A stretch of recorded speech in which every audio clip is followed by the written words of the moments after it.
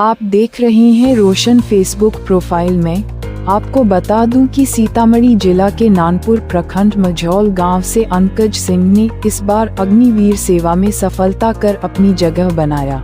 देखिए कुछ खास रिपोर्ट। मेरा नाम अंकज कुमार हुआ, मेरा घर मझौल है। मैं यहाँ राजबाग में विकास भाई के साथ तैयारी कर रहा हूँ 2020 से। आपने अपना रनिंग कब निकाला था? मैं 2 बार रनिंग निकाला था, 21 में भी निकाला था और 24 में भी निकाला। अग्निवीर योजना के अंतर्गत? हाँ, अग्निवीर। और अग्निवीर योजना और जो जनरली पहले बहाली होता था, जो परमानेंट वाला बहाली, दोनों के ट्रेनिंग में कोई फर्क है या सिमिलर है? दोनों में कोई फर्क नहीं है, दोनों सेम ही है। और आपका ट्रेनिंग कहाँ चला? मध्य प्रदेश, जबलपुर। जबलपुर। कौन सा रेजिमेंट है आपका? सिग्नल। ओके। 1STC। ओके। आप बताएंगे आपका इससे पहले फैमिली में मिलिट्री से कोई नाता रहा है? मतलब आपके पिता या दादाजी कोई सैन्य सेवा कर चुके हैं इससे पहले? भाई है। कितने भाई हैं आप? 3 भाई। दोनों भाई आपके मिलिट्री में हैं? तो आपने अग्निवीर योजना में रिलेशनशिप का फायदा उठाया या डायरेक्ट? आप अगर आपके पास ये जानकारी हो, अग्निवीर योजना में रिलेशनशिप सर्टिफिकेट का यूज हो तो मिलता है। आपका ट्रेड कौन सा है? टेक्निकल से TTC। इसके युवाओं को सबसे ज्यादा बाधाएं रनिंग निकालने के दौरान होती हैं, क्योंकि मेहनत सभी करते हैं। तो वो आप एक मतलब जो टेक्निकली जो लास्ट राउंड होता है, जहाँ तक मेरी समझ है, लास्ट राउंड में युवाएं फंसते हैं, तो उनके लिए क्या संदेश देना चाहेंगे कि अपना बेहतर आउटपुट दे पाए? वो मेहनत करते हैं और विकास भाई से ये है, तो विकास भाई जी को ज्यादा एक्सपीरियंस है क्योंकि एथलीट खेले हुए इसलिए और हो जाता है।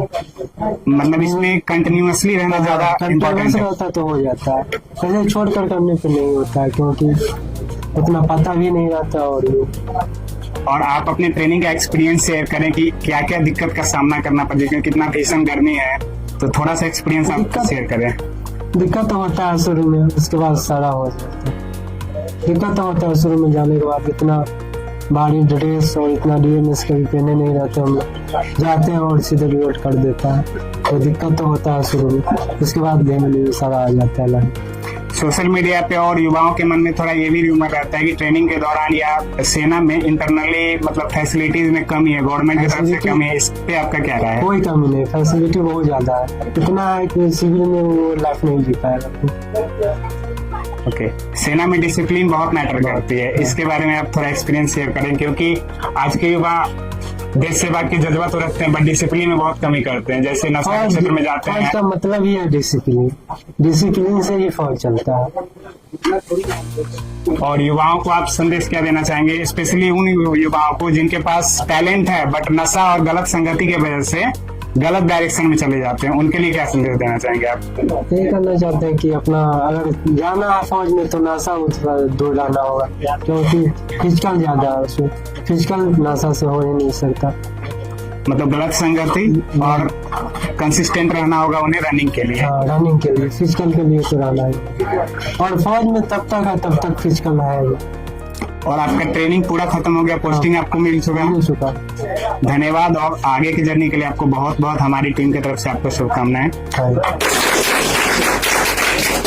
मिलिट्री में सिलेक्शन के लिए 3 फेज होते हैं, फिजिकल, मेडिकल और रिटन। तीनों में सबसे टफ क्या होता है? तीनों का अपना अपना योगदान है महत्व, क्योंकि हम यदि किसी सीढ़ी पे चढ़ाई करना चाहते हैं, 3 पायदान की सीढ़ी है, तो हम एक को छोड़ के दूसरे पे यदि जंप लगाते हैं तो वो इम्पॉसिबल होता है। तो तीनों का अपना अपना योगदान है, तीनों पे फोकस करना चाहिए। जितना ही योगदान हम, जैसे एक सिक्के के 2 पहलू होते हैं आगे पीछे, वैसे ही जितना रिटन का योगदान है उतना ही फिजिकल का योगदान है, और मेडिकल तो ये जनरली होता है, ये स्वाभाविक रूप से नेचुरली। तो बेसिकली 2 पक्षों पे ध्यान देना होता है, जैसे फिजिकली और रिटन। जो भी युवा देश सेवा के लिए जाना चाहते हैं उनको किन किन बारीकियों पे ध्यान रखना चाहिए? सिलेबस के अकॉर्डिंग उनको काम करना चाहिए, जो भी सिलेबस है उसके अकॉर्डिंग काम करे तो वो वहाँ तक पहुँच सकते हैं। और डिसिप्लिन सबसे मस्ट है, डिसिप्लिन हमेशा रहना है और अपने वर्क के प्रति हमेशा मेहनत करते रहना है, तो आप वो अचीवमेंट कर सकते हैं। बहुत सारे बच्चे 2 साल 3 साल कंटिन्यू तैयारी करते हैं बट रिजल्ट उनका नहीं हो पाता है, लेकिन बहुत सारे बच्चे 1 साल की तैयारी के बावजूद भी वो अपना रिजल्ट ले पाते हैं। तो दोनों में फर्क क्या रह जाता है? क्योंकि माइनर मेरे ख्याल से लास्ट 400 मीटर आता है वो बहुत ज्यादा इंपॉर्टेंट होता है रनिंग निकालने के लिए। तो उसके बारे में आप अपना ट्रिक कुछ शेयर करें, अपना एक्सपीरियंस शेयर करें। देखिए, इस बात को हम नकार नहीं सकते हैं कि सभी लोग मेहनती हैं। यदि 1000 सीट पे वैकेंसी है तो उस पे जो टोटल एप्लीकेंट होते हैं वो लाखों में होते हैं। बिल्कुल। और उन लाखों छात्रों में 1000 का ही सिलेक्शन होगा। कोई कितने भी प्रतिभाशाली होंगे, मेहनत तो सभी करते हैं, लेकिन उनमें जो यूनिक होते हैं उनका सिलेक्शन हो जाता है। सपोज इसको हम एक एग्जाम्पल से समझ सकते हैं कि यदि किसी एग्जाम में कट ऑफ जा रहा है 80 नंबर का, तो 79 नंबर लाने वाले बहुत सारे स्टूडेंट होते हैं, और 79 और 80 के बीच में जो 1 नंबर का अंतर है, इसको हम ज्यादा नॉलेज गैप नहीं मान सकते हैं। लेकिन उस 1 नंबर की वजह से वो छात्र चूक जाते हैं और उनको एक खफा लग जाता है कि आप असफल हो गए। तो कभी भी हतोत्साहित नहीं होना है। आपके पास 24 आवर का टाइम है एक दिन में, तो आप उस 24 आवर को कैसे यूटिलाइज करते हैं ये आप पे डिपेंड करता है। क्योंकि पढ़ते तो सभी हैं, आप उसको कैसे प्लान करके एक शेड्यूल बना के कैसे फॉलो कर रहे हैं, वो आपको आपके सफलता की ओर अग्रसर करता है। फिजिकल करने वाले बच्चों को डाइट पे भी बहुत ज्यादा ध्यान रखना होता है, तो उसके बारे में थोड़ा डिटेल करेंगे ताकि युवा प्रेरित हो आपसे। देखिए, एक चीज अहम है कि यदि हम फिजिकल क्षेत्र से जुड़े हैं तो जितना ही फिजिकल का इम्पोर्टेंस है उतना ही डाइट का भी योगदान है। तो हम डाइट से कभी भी मुंह नहीं मोड़ सकते, लेकिन एक कहावत है कि हमेशा अंदर से स्ट्रांग होना है। यदि आप कोई चीज मन में ठान लेते हैं तो वो आप हासिल कर लेते हैं।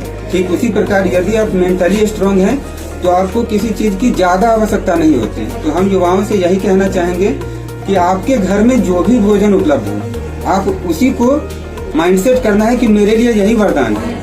ये नहीं कि मुझे ये डाइट नहीं मिला, वो डाइट नहीं मिला। ये आपका वीकनेस पॉइंट है।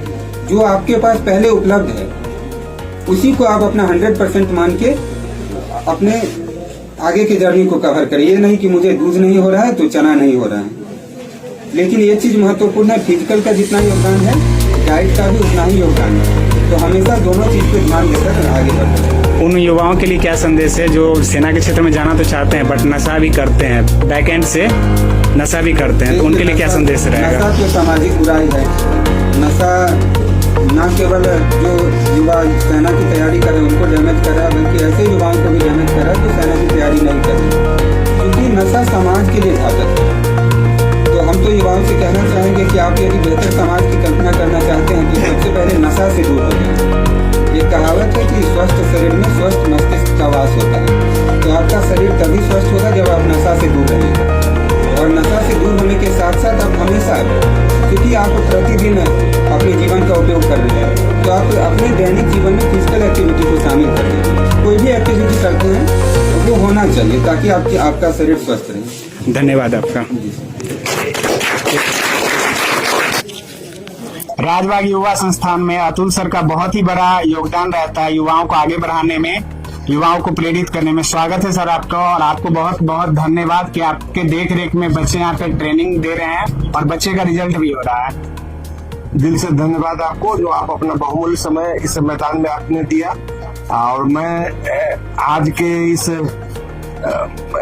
माहौल में, आज का जो दिन है जो हम लोग के लिए बहुत ही गौरवशाली दिन है कि हम सबों के बीच में मझौर ग्राम निवासी श्री अंकज कुमार जो अग्निवीर में चयनित हुए हैं हम लोग के बीच में उपस्थित हैं। इसलिए मैं इनको दिल से धन्यवाद देना चाहता हूं कि देश की रक्षा करने के लिए इन्होंने निश्चय किया और अपने अथक प्रयास से विगत कुछ वर्षों से इन्होंने अथक प्रयास किया, अथक परिश्रम किया अपने फिजिकल की तैयारी के लिए, अन्य तैयारी के लिए भी जो भी मानक है चयन के लिए, और उसमें इनको सफलता मिला। इनकी सफलता जो है और इनका जो चयन है यहाँ के युवाओं के लिए प्रेरणा स्रोत का कार्य करेगी। यहाँ अधिक से अधिक युवा देश रक्षा के लिए आगे बढ़ेंगे और हमारा पुपरी का जो नाम है वो देश भर में रोशन करेंगे। धन्यवाद।